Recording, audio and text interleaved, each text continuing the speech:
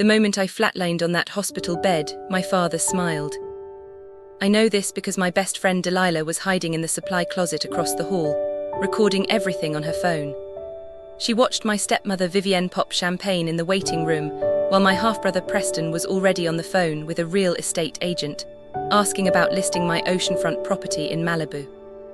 They thought I was dead, they thought they'd won. What they didn't know was that my grandmother, the woman who built a $15 million empire from nothing, had spent the last 6 months teaching me one crucial lesson. In this family, the ones who play dead win. My name is Cordelia Ashworth Bennett, and this is the story of how my own father signed a do not resuscitate order to steal my inheritance, and how I came back from the dead to destroy everything he ever loved. Part 1: The Golden Granddaughter. Let me take you back to where it all began. March 15th, 2019, in the sprawling estate of Ashworth Manor in Greenwich, Connecticut. My grandmother, Theodora Ashworth, was not your typical wealthy widow. She'd built her fortune from scratch, starting with a single food truck in Brooklyn back in 1962 and transforming it into Ashworth Catering Co., the most prestigious event catering company on the East Coast. By 2019, her net worth had climbed to just over $15 million, not counting the properties, the art collection, and the jewelry that would make the Kardashians jealous. But here's what made Grandma Theodora different from every other wealthy matriarch you've heard about. She paid attention. She watched. She remembered everything. And she noticed how her only son, my father Raymond Bennett, treated me compared to his new family. You see, my mother Eleanor died when I was 7 years old. Ovarian cancer. She fought for 3 years, and my father checked out somewhere around year 2. By the time she passed, he'd already been dating Vivienne Hartley, a former beauty queen from Alabama with a smile that could sell ice to penguins and a heart colder than the Arctic itself.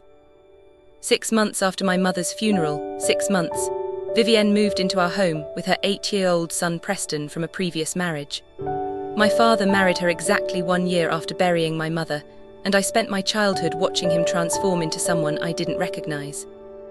Grandma Theodora saw it all: every missed birthday, every forgotten school play, every time Vivienne would buy Preston designer clothes while I wore hand-me-downs, every Christmas where Preston's pile of presents reached the ceiling while I got a single gift card to Target. "Your father has lost his way, little dove," Grandma would whisper to me during our secret weekend visits. "But don't you worry, blood remembers, and so do I." Part 2: The Diagnosis. Fast forward to September 3rd, 2023.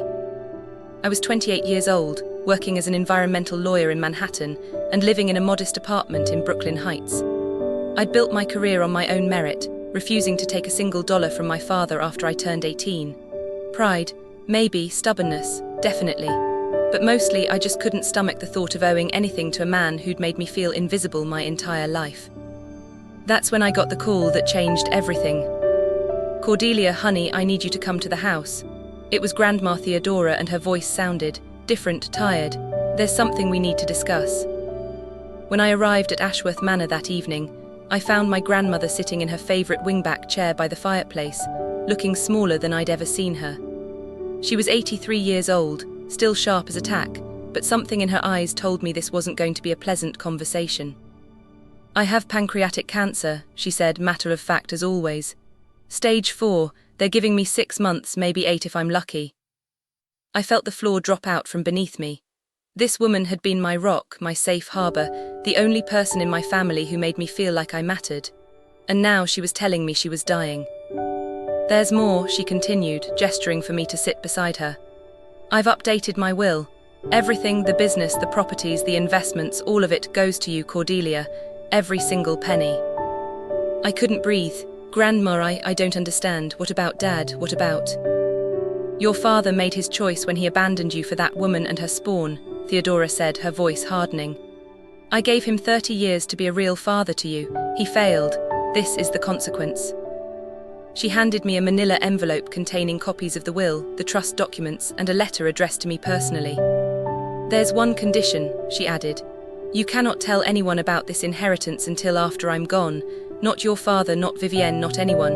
Do you understand?" I nodded, still in shock, but I should have asked more questions. I should have asked her, "Grandma, what happens if they find out anyway?" Because what I didn't know was that Vivienne had already planted a spy inside Ashworth Manor, the new housekeeper, a woman named Rosalind, who was actually Vivienne's distant cousin from Mobile. Rosalind had been listening at the door the entire time. Part 3: The Conspiracy. 2 weeks after that conversation, my grandmother was admitted to Greenwich Hospital for what was supposed to be routine pain management.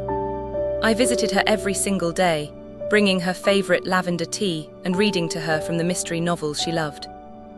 What I didn't know was that while I was sitting by her bedside, Vivienne was orchestrating a plan that would make Machiavelli look like an amateur.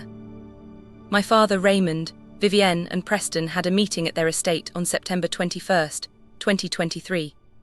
How do I know this? Because Delilah Okonkwo, my best friend since law school and an absolute genius when it comes to electronic surveillance, had installed a tiny recording device in their dining room 3 months earlier. Why? Because Delilah never trusted Vivienne. She'd seen how that woman treated me at my law school graduation, loudly commenting about how I'd probably cheated to get my honours. Delilah, whose parents came to America from Nigeria with nothing and built a successful medical practice through pure hard work, recognized a snake when she saw one. The recording from that meeting still makes my blood boil when I listen to it. The old witch is finally dying, Vivienne's voice rang out crystal clear. And she's leaving everything to Cordelia. Everything, $15 million, Raymond, that should have been your money, our money. My father's response haunts me to this day. What do you expect me to do about it, Vivienne? Mother's made her decision. Then we change her decision, or we change who's alive to receive it. There was a long pause, then my father asked, "What exactly are you suggesting?" Preston chimed in, ever the dutiful accomplice. "Mom's saying if Cordelia wasn't around to inherit, the money would go to the next of kin. That's you, Dad, and then eventually me." We're not talking about killing her," my father said, but his voice lacked conviction. "Of course not," Vivienne purred. "But accidents happen, Raymond. Medical emergencies happen. And sometimes when someone doesn't have the right people advocating for them, they don't get the care they need. All it would take is one health crisis, one moment where decisions need to be made, and if you were the one making them."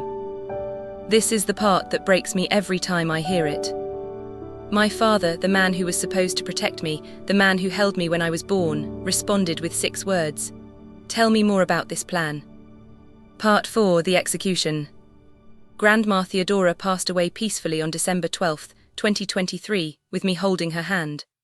Her last words to me were, "Trust no one in this family except yourself, little dove, and remember, playing dead isn't the same as being dead." I didn't understand what she meant, not then. The reading of the will took place on December 28th, in the offices of Morrison and Associates, the law firm that had represented the Ashworth family for 40 years. When attorney Harrison Morrison announced that the entire $15 million estate was being left to me, the look on my father's face was something I'll never forget. It wasn't just disappointment. It was rage, barely contained, simmering just beneath the surface of his artificially calm expression. Vivienne actually gasped. Like something out of a soap opera, her hand flew to her chest and she whispered, "There must be some mistake." "There's no mistake, Mrs. Bennet," Mr. Morrison replied coolly. "Mrs. Ashworth was very specific in her instructions. Miss Cordelia Ashworth Bennet is the sole beneficiary." After the reading, my father cornered me in the parking garage. For the first time in years, he was looking directly at me, really seeing me, but not with love, with calculation. "Cordelia," he said, forcing a smile, "I know we haven't been close in recent years, but we're family. Surely you'll share some of your grandmother's estate with your brother Preston. He's starting a business and—" "Preston is not my brother," I said quietly. "He's Vivienne's son, and no, I won't be sharing anything." I walked away without looking back. That was my first mistake. I should have been watching. Part 5: The Accident. 3 weeks later, on January 18th, 2024, I was driving back to Manhattan after visiting the Malibu property Grandma had left me. It was raining, one of those rare Lowe's Angel storms that turn the freeways into skating rinks. I don't remember the accident itself. What I know, pieced together from police reports and witness statements, is that my brakes failed on a curved section of the Pacific Coast Highway. My car went through a guardrail and plunged 60 feet into a ravine. The doctors later told me I had a traumatic brain injury, internal bleeding, a collapsed lung and a broken pelvis. I was in a coma for 3 days. When I finally woke up on January 21st, I was told something that made me wish I hadn't. My father had shown up at the hospital 12 hours after my accident. He'd presented himself as my next of kin, my closest living relative, and because I was unmarried and hadn't designated a healthcare proxy, the hospital had accepted his authority to make medical decisions on my behalf. The first thing he did was sign a do not resuscitate order. The second thing he did was decline the emergency surgery that would have stopped my internal bleeding, citing concern about quality of life if she survives. He was trying to let me die. Part 6, The Guardian Angels. But here's what my father didn't know. 3 months before her death, Grandma Theodora had hired a private security firm to watch over me. Not because she knew about Vivienne's specific plan, but because she knew Vivienne. She'd spent enough time with that woman to recognize the hungry, desperate look in her eyes. The head of that security firm was a woman named Margaret Johansson, a former FBI agent who'd spent 20 years hunting down the worst criminals in America before going private. Grandma had paid her an extremely generous retainer with one instruction. If anything happens to my granddaughter, you make sure she survives, and then you help her burn them all to the ground. Margaret was at the hospital within hours of my accident. She couldn't override my father's medical decisions, but she could do something almost as important. She could document everything. She recorded my father declining the surgery. She recorded Vivienne laughing in the waiting room. She recorded Preston on the phone, already discussing how to contest the will now that I would soon be out of the picture. And then Margaret did something brilliantly illegal.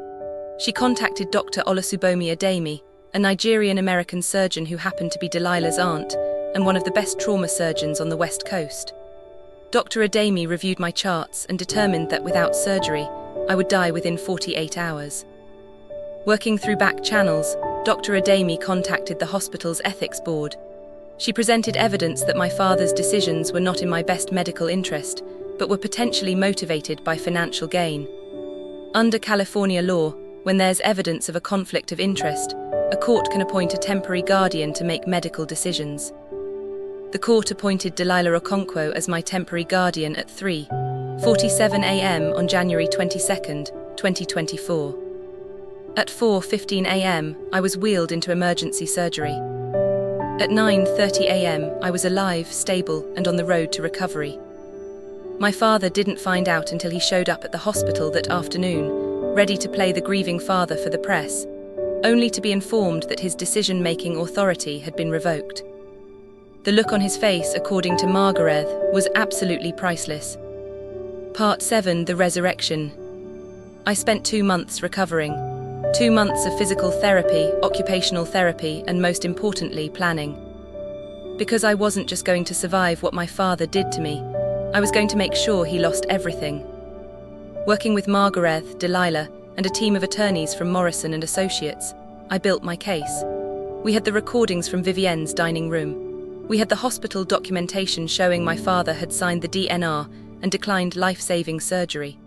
We had security footage from the hospital showing Vivienne and Preston celebrating in the waiting room. And then we discovered something that turned a case of medical neglect into something much, much bigger. My car accident wasn't an accident. A forensic mechanic hired by Margaret examined what was left of my vehicle and found evidence that the brake lines had been deliberately tampered with. Not cut, that would have been too obvious, but weakened just enough that they would fail under stress. Preston Bennett, it turned out, had been taking automotive repair classes for the past year. His classmates confirmed that he'd been particularly interested in brake systems. On April 3, 2024, I walked into the Greenwich Police Department and filed charges against my father Raymond Bennett, stepmother Vivienne Bennett, and stepbrother Preston Bennett for attempted murder, conspiracy to commit murder, and elder abuse for their earlier manipulation of my grandmother's staff. The same day, I held a press conference on the steps of the courthouse. My father tried to kill me for money, I told the assembled reporters. He signed papers to let me die on an operating table so he could steal my grandmother's legacy. And when that didn't work fast enough, he sent his stepson to cut my brakes. The story exploded. Within 24 hours it was national news. Within a week it was international. Part 8, The Fall. The trial began on September 15, 2024, and lasted 3 weeks.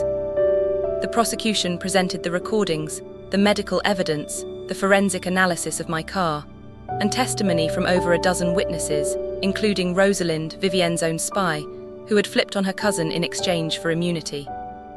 My father's defense was pathetic. He claimed he signed the DNR because he truly believed I wouldn't want to live with potential brain damage. He claimed he didn't know about the brake tampering. He claimed Vivienne had manipulated him. Vivienne, for her part, threw everyone under the bus. She claimed my father had planned everything, that Preston acted alone with the car, that she was just an innocent wife caught up in her husband's schemes. Preston tried to claim mental illness. The jury didn't buy it. On October 8, 2024, the verdicts came down. Raymond Bennett, guilty of conspiracy to commit murder, attempted murder in the second degree and medical fraud. Sentenced to 25 years in federal prison. Vivienne Bennett, guilty of conspiracy to commit murder and accessory to attempted murder. Sentenced to 18 years in federal prison. Preston Bennett, guilty of attempted murder in the first degree and criminal tampering. Sentenced to 30 years in federal prison. I was in the courtroom when the sentences were read. I watched my father's face crumble. I watched Vivienne's perfect makeup run down her cheeks. I watched Preston, the golden boy who'd spent his whole life being handed everything, finally face a consequence he couldn't buy his way out of.